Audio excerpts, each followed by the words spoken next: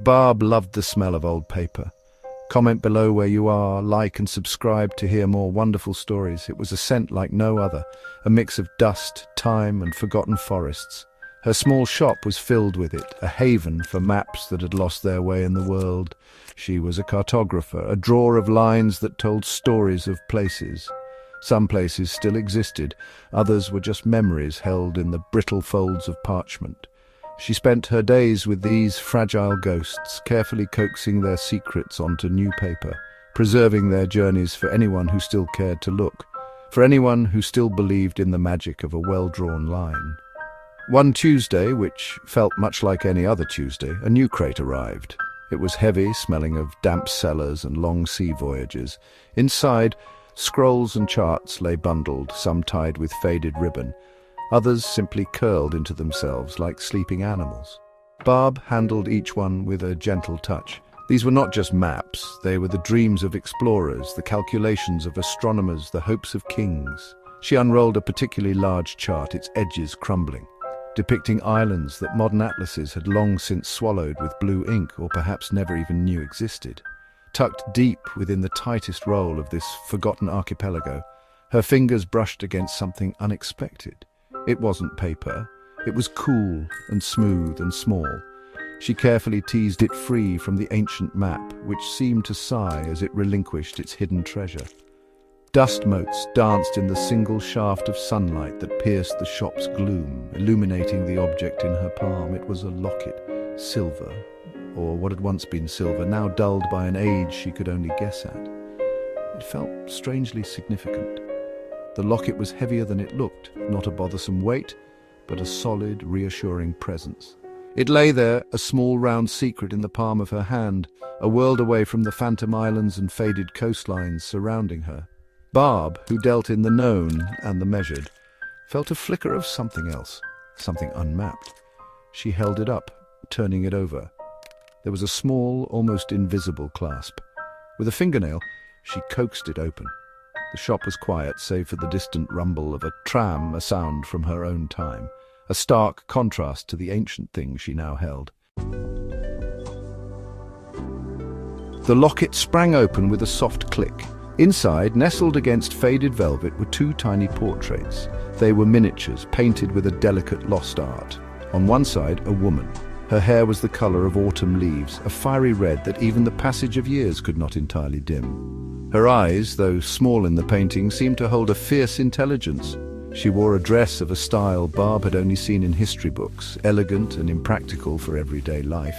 Yet the woman wore it with an air of quiet confidence. On the other side, a man. His face was browned by sun and wind, etched with lines that spoke of hardship and adventure. He wore what Barb recognized as explorer's garb, a sturdy jacket, a scarf at his neck, a look of resolute purpose in his gaze. His eyes seemed to look out from the tiny frame, not at Barb, but at some distant horizon, some challenge yet unmet. He was the sort of man who would chart the unknown, who would venture into places marked only as, "Here be dragons," on older maps, and perhaps even find them. Barb closed the locket gently. The faces lingered in her mind. They felt familiar, though she knew she had never seen them before. They were strangers, yet they carried an echo of something she couldn't quite name. She wondered about their lives, their stories. Were they lovers, fellow adventurers, or did their connection lie in some other unspoken narrative? The locket offered no immediate answers, only the silent testimony of their painted faces, preserved against the relentless march of time. She felt a strange kinship with them, these people of the past. She placed the locket on her workbench beside a half-finished chart of a local coastline. The silver gleamed dully in the dim light, a stark contrast to the crisp lines of her own work. It seemed out of place, yet also perfectly at home among the relics of other people's journeys. Barb found herself glancing at it again and again as the afternoon wore on. The faces within, though unseen, felt present. They were a mystery, a tiny, contained world that had somehow found its way into hers. She knew, with a certainty that settled deep in her bones, that this was no ordinary find. That evening, Barb took the locket home. Her small apartment was neat, a contrast to the organized chaos of her shop. She usually read before bed stories of other people's adventures, fictional or historical. But tonight, she found her attention drawn to the silver locket. She placed it on her bedside table beside a glass of water and a well-loved book. The metal caught the soft glow of her lamp, a small, silent sentinel in the quiet of her room. It seemed to watch her, or perhaps wait for something. Sleep did not come easily. When it finally did, it was a restless, shallow thing. Barb drifted in a space between wakefulness and true slumber, a place where thoughts became images and images dissolved like mist. She saw colours swirling and indistinct. She heard sounds like distant wind or the rustle of leaves where no trees grew. It was not a nightmare, not frightening, but unsettling. There was a sense of anticipation in the air, as if the world around her held its breath. She was aware of the locket, even in this hazy state. She thought she felt a faint vibration, a thrumming, so subtle it might have been the pulse in her own wrist, or the old building settling around her. But it seemed to emanate from the locket, a tiny rhythmic beat, like a far-off drum, or a heart much smaller than her own. She dismissed it as imagination, a product of her tired mind and the day's unusual discovery. Yet, the sensation lingered, a quiet question mark in the darkness of her room. The air itself felt different, charged with an unspoken energy. When she finally slipped into deeper sleep, the vague impressions coalesced, not into a story, not yet, but into a feeling of being on the verge of something. The locket on her nightstand felt like more than just an object. It felt like a key, though she did not yet know what lock it might fit. The night passed, and the strange sensations faded with the approaching dawn, leaving her with a sense of wonder and a touch of unease. The day had brought a mystery, and the night had whispered that it was only just beginning. The following night, Barb fell asleep with the locket clutched loosely in her hand. This time, there was no gentle drift. She was plunged directly into a dream, vivid and startlingly real. She stood on a mountaintop. The air was painfully thin, biting at her cheeks with an icy sharpness. Jagged peaks surrounded her, stark and grey against a sky of deepest indigo. Snow lay in patches, clinging to the sheltered crevices of the rock. She could feel the grit of stone beneath her bare feet, though she wore no shoes. And then she saw them. The woman with the fire-red hair, her cloak whipping around her in the fierce wind. The man, the explorer, his face set in determination as he pointed towards an even higher, more distant summit, its peak wreathed in swirling clouds. They were talking, their voices urgent, but the wind snatched their words away, carrying them off into the vast emptiness. They did not seem to see Barb. She was an observer, a silent witness to their high-altitude drama. It felt less like a dream, and more like a memory that wasn't hers. As she watched them, a warmth spread through her hand. She looked down. The locket, somehow transported with her into this dreamscape, was pulsing. A soft, steady light emanated from within the silver, a gentle golden glow that pushed back against the cold. It beat like a tiny heart, warm against her skin. The rhythm was comforting, a small anchor in the vast, inhospitable landscape. It felt connected to the scene before her, as if its light was somehow linked to the presence of these two figures. The dream felt intensely real. The cold, the wind, the sheer scale of the mountains. Barb felt an ache in her lungs from the thin air, a shiver that ran deep. The two figures began to move, starting their ascent toward the distant peak, their forms small against the immensity of the range. The locket in her hand continued its rhythmic pulse, a warm beacon in the chilling dream. Then, as suddenly as it began, the scene dissolved, and Barb found herself awake, gasping for breath in the warm safety of her bed, the real locket cold and still in her hand. Section 5. Lost in a verdant, steaming world. The night after the mountain, Barb hesitated before picking up the locket. The intensity of the dream had shaken her, but curiosity, the cartographer's constant companion, won out. She held it, its cool silver a familiar comfort now, and let sleep take her. Again, the transition was immediate. The biting cold of the mountain was replaced by a suffocating, humid heat. She stood at the edge of a dense jungle.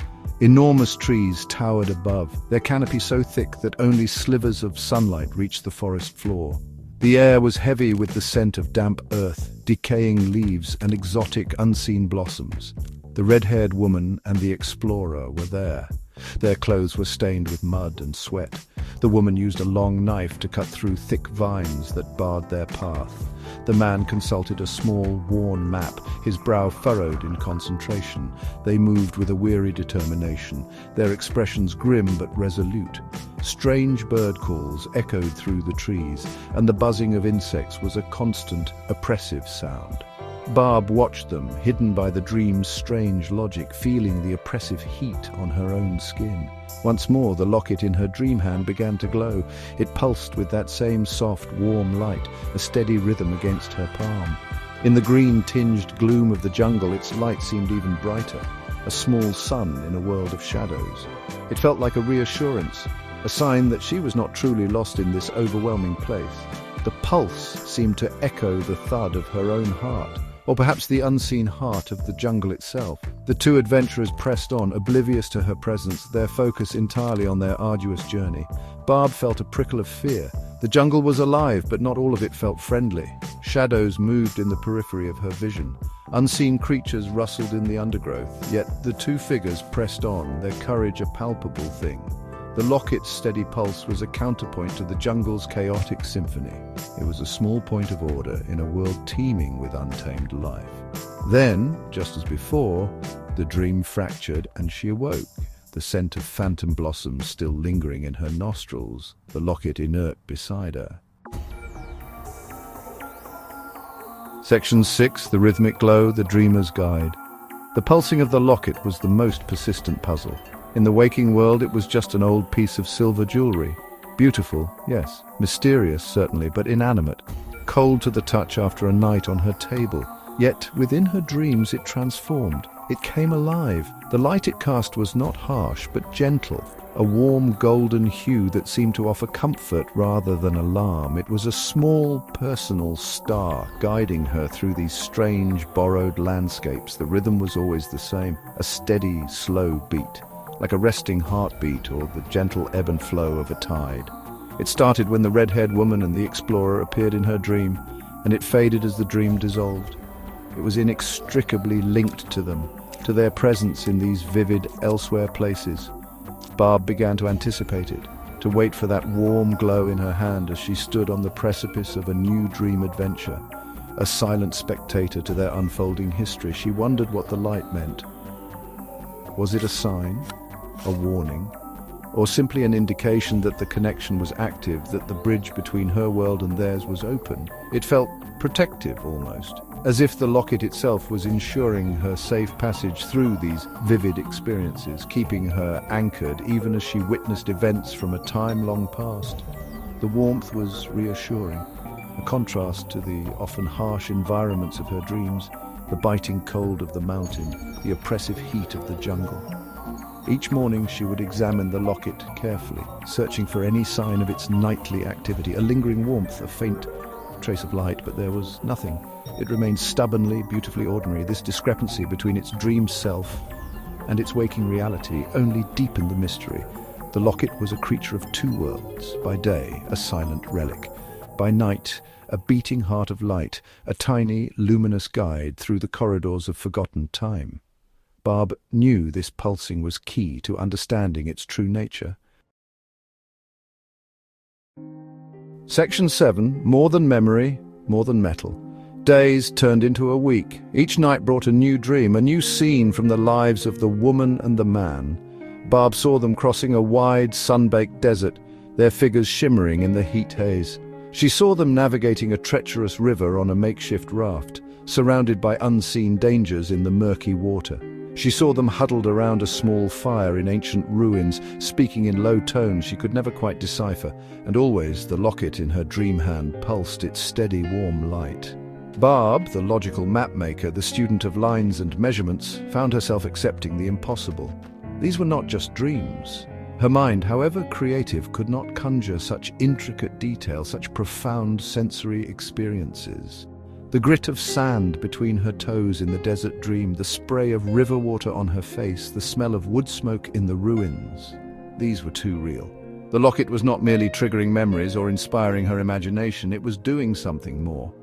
she came to a slow, dawning realization. The locket was a gateway, a doorway. It was a conduit, somehow connecting her, Barb, a cartographer in the year 2025, to these two individuals from a bygone era. It was showing her their lives, their challenges, their journeys. She wasn't just dreaming about them. She was, in some strange, ethereal way, with them, a silent, invisible companion on their adventures. The thought was both exhilarating and terrifying. It was a responsibility she hadn't asked for, yet one she felt compelled to explore. The world of maps, of precise longitudes and latitudes, suddenly seemed very small compared to this. This was a different kind of exploration, a journey into the past, into the lives of others. The locket, this small piece of silver, held a power she was only beginning to comprehend. It was more than an antique, it was a bridge across time. And she, Barb, was standing at one end of it, looking across at a world she had only read about, now made real through the locket's mysterious power. Section 8, Threads Across Time, a cartographer's puzzle. Who were they? This question echoed in Barb's mind constantly, a quiet hum beneath her daily tasks of drawing coastlines and labeling forgotten towns. The woman with her vibrant hair and determined spirit, the man with his explorer's eyes that seemed to have seen the edges of the world. Their faces, so vividly imprinted in her dreams and etched into the locket's silver, became as familiar to her as the streets of her own city. Yet they remained enigmas, their names and specific histories tantalizingly out of reach. Why her? Why had this locket, with its extraordinary properties, found its way to Barb, a cartographer who preferred the company of old maps to new acquaintances? Was it mere chance? A random unearthing in a dusty shop, or was there a deeper connection, a thread linking her life to theirs across the decades, perhaps even centuries? She felt a strange sense of kinship with them, particularly with the explorer. His quest to chart the unknown resonated with her own passion for maps, for understanding the shape of the world. She began to spend her evenings not just dreaming with them, but researching. She scoured old expedition logs, history books and archives of portraiture, hoping for a glimpse of a familiar face, a name that might fit. The locket offered visions but no direct answers. It showed her their struggles and their triumphs, but not their identities or their ultimate fates. The dreams were like fragments of a larger map, and it was up to her to piece them together, to find the connecting lines. The locket felt like a legacy, a story entrusted to her. She imagined the hands that had held it before hers, the lives it had touched. Were the woman and the man its original owners, or had it passed through many hands, a silent witness to countless stories before choosing to share these particular visions with Barb? The weight of their unknown destiny pressed upon her, a gentle but insistent call to uncover the truth, to understand how their journey, so long ago, might somehow be intertwined with her own quiet life. Section 9. To chart the unseen, to walk with ghosts. Barb knew she could not simply put the locket away, could not return to a life where dreams were just fleeting fancies. The gateway had been opened, and a part of her now walked in those other times, alongside the red-haired woman and the resolute explorer. Her work as a cartographer had always been about revealing what was hidden, making sense of the world through lines and symbols. Now she faced a new kind of map, one not of land or sea, but of human lives and intertwined destinies. Her determination grew with each dream. With each pulse of the locket's warm light, she would uncover their story.